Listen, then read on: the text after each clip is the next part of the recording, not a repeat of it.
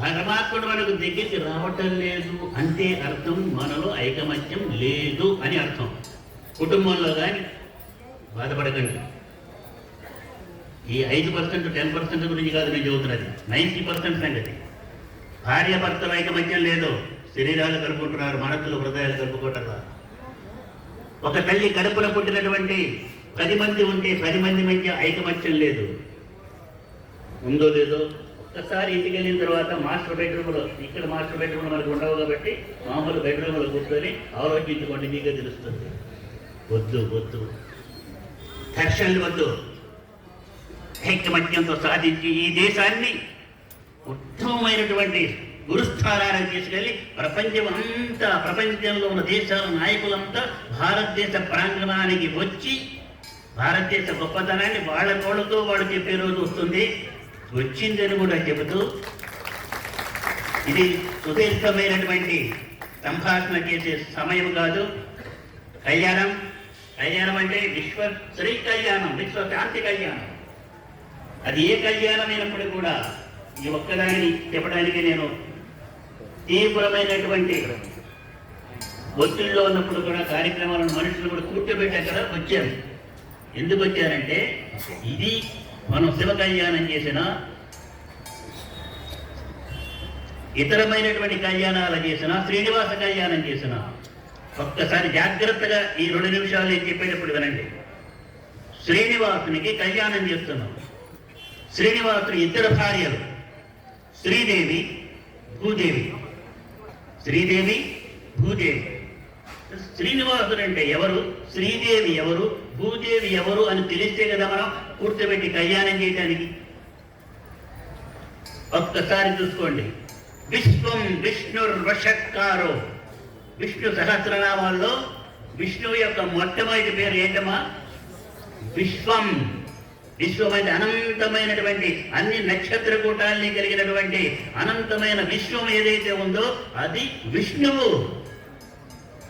ఆ విష్ణువు యొక్క భార్యలు 2, శ్రీదేవి భూదేవి. శ్రీదేవి అంటే ఎవరో తెలుసిన? ఇచ్ఛాశక్తి, జ్ఞానశక్తి, క్రియాశక్తి, సమైక్యమైన విశ్వ శ్రీ శక్తి ఏదైతే ఉందో అది శ్రీదేవి.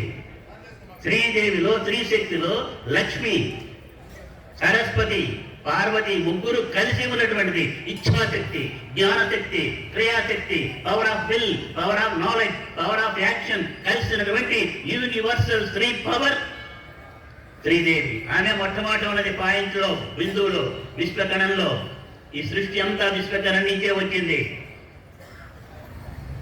ఆ శ్రీదేవిలో ఉన్నటువంటి 3 పవర్స్, ఇచ్ఛాశక్తి, జ్ఞానశక్తి, క్రియాశక్తి. ఇచ్ఛాశక్తి ముందు వచ్చింది, ఈ సృష్టి ఏర్పడాలని ఒక సంకల్పం వచ్చింది, విశ్వ సంకల్పం. దాంతో జ్ఞానశక్తి ఎంబడి వచ్చింది, ఎంబడి క్రియాశక్తి వచ్చి అనంతమైన విశ్వం అంతా ఏర్పడింది. ఇది యథార్థమైన సత్యము, ది సైంటిఫిక్ ట్రూత్. సైంటిస్ట్ కూడా ఒప్పుకుంటారు.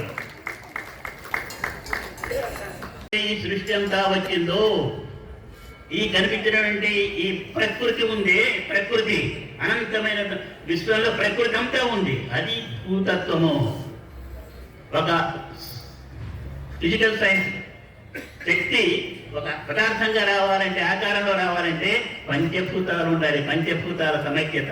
పృథివీ, ఆపస్, తేజో, వాయు, ఆకాశ సమ్మిశ్రితమైనటువంటి పంచభూతాత్మైనటువంటి భూతత్వం ఏదైతే ఉందో, ప్రకృతి ఏదైతే ఉందో అది భూదేవి. కాబట్టి ఈ శ్రీదేవిని, భూదేవిని ఇద్దరిని కూడా ఆ విశ్వానికి కలుపుతూ పంచభూతాల్ని చక్కగా ప్రేమిస్తూ, పూజిస్తూ, సేవిస్తూ, పొళ్ళు చేయకుండా మనం భక్తితో పూజిస్తూ ఉంటే, ప్రకృతిని ఆరాధిస్తూ ఉంటే, ఆ జ్ఞానశక్తిని, క్రియాశక్తిని మనం చక్కగా కనుక ఉపయోగించుకుంటే విశ్వ కళ్యాణం ఏర్పడుతుందనే ఆ జ్ఞానాన్ని మనకు అందించడానికి ఇచ్చేస్తున్నాం. కానీ ఊరికే ఏదో అక్కడ తంతులు మనం చేసినట్టు బిల్లిగుతుని బిల్లిగుడుగులు గుర్తుపెట్టి చేసినట్టు కాదు. ఇదంతా విశ్వశాంతి కోసం. విశ్వశాంతి ఇచ్చేది భారతదేశం మాత్రమే, గుర్తుపెట్టుకోండి. 2 దేశాల మధ్య పోట్లాట పెట్టాలని భారతదేశం అనుకోదు, భారతీయ సనాధర్మం అనుకోదు. ఏ మతాన్ని నాశనం చేయాలని భారతీయ సనాధర్మం చెప్పలేదు. ప్రకృతిని విస్మరించమని, భౌతికతను విస్మరించమని సనాతనం చెప్పలేదు. చాలా మంది తప్పుడు ప్రచారం చేస్తున్నారు. మీ యొక్క సనాతన ధర్మం చచ్చిపోయిన తర్వాత ఎక్కడికో వెళ్ళింది చెప్తున్నారు కానీ మానవత్వం గురించి చెప్పడం లేదు. అసలు మానవత్వం గురించి చెప్పిందే సనాతన ధర్మం. గుర్తుపెట్టుకోండి. తల్లి, తండ్రి, గురువు వీళ్ళని పూజించమని చెప్పింది. మాతృదేవో భవ, పితృదేవో భవ, ఆచార్య దేవ, గురుదేవో భవ, అతిథి దేవో భవ అని చెప్పి ఎంతకంటే మించినటువంటి మానవత్వం ఏముంది? ఇది పాటిస్తే చాలు. అందుకు కళ్యాణం చేస్తున్నాడు. మీ అందరికీ తెలియని ఆసక్తులు ఎక్కువగా అది చూడండి. అది తెలుసుకోబోయే ముందు, చేయబోయే ముందు మనల్ని మనం శక్తివంతం చేసుకుందాం. దేహం దేవాలయం. భగవంతుడి ఇచ్చినటువంటి మొబైల్ టెంపుల్ మన యొక్క దేహం. ఈ దేహాన్ని నిర్లక్ష్యం చేస్తూ ప్రపంచం అంతా మీరు అన్ని తీర్థయాత్రలు చేసినప్పుడు కూడా మీకు ఫలితం వచ్చేది ఏంటి అంటే 0. ఇది యథార్థమైన తెలుసుకొని అన్ని తిరగండి. శంకరాచార్యుల వారిలాగా వాళ్ళని జ్ఞానవంతులు చేయడానికి, తేజవంతులు చేయడానికి, శక్తివంతులు చేయడానికి ముందు మీరు తేజవంతులు కండి, శక్తివంతులు కండి, జ్ఞానవంతులు కండి. ముఖ్యంగా ఆడవాళ్ళు ఈ దేశం బాగుపడాలంటే, ఇల్లు బాగుపడాలంటే, గ్రామం బాగుపడాలంటే ఆడవాళ్ళు శక్తివంతంగా ఉండాలి. ఆడవాళ్ళు తలుచుకుంటే భర్తని, చెడు అలవాట్లకు లోనైన భర్తను కూడా మంచిగా తీసుకొచ్చి తేజవంతంగా చేసినవి ఉదాహరణలు మీకు 100 చూపిస్తాను నేను. సనాతనమే గొప్పదనం. అది వ్యక్తులు మార్పు రావాలి, తీసుకురావాలి. ఊరిగా ఏదో వచ్చేసి కొబ్బరికాయలు కొడుతున్నారు, పూజలు చేస్తున్నారంటే కాదు. ఒక దురలవాట్లు, దుర్లక్షణాలు ఉన్న వ్యక్తి చక్కగా మంచి అలవాట్లకు లోనై మారిపోయి భార్యని ప్రేమిస్తూ, పిల్లల్ని ప్రేమిస్తూ, చెమటొట్టి కష్టపడి సంపాదించి వారిని అభివృద్ధిలో తీసుకొచ్చే స్థితికి తీసుకొచ్చిందంటే అది సనాతనం యొక్క గొప్పదనం అని చెబుతూ దేవాలయాలు అందుకు మిమ్మల్ని సంస్కరించడానికి, మిమ్మల్ని శారీరకంగా, మానసికంగా, ఆర్థికంగా, సామాజికంగా, ఆధ్యాత్మికంగా బలవంతులుగా చేయడానికి, శక్తివంతులుగా చేయడానికి ఈ విధమైనటువంటి వాతావరణాన్ని దేవాలయాలు కలగజేసినాయి. కానీ దేవాలయాలు ఉండాలి. ఇది దేవాలయం ముఖ్యమే. ఈ దేవాలయాన్ని నిజమైన దేవాలయంగా పవిత్రం చేయడానికి ఏర్పరిచారు స్వామీజీలు, ధర్మవేత్తలైన వాళ్ళు, మంత్రవేత్తలైనటువంటి వాళ్ళు. మంత్రం చాలా ముఖ్యమైనది.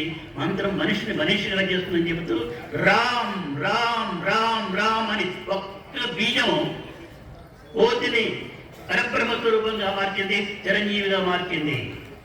రామ్ అనేటువంటిది దోగుబడి పోయేవాళ్ళు దోచుకునేటువంటి పోయేవాడిని చక్కగా వాల్మీకి మహర్షిగా రాసి రాబోయే రామాయణాన్ని ముందుగానే రాసేట్టు చేసింది.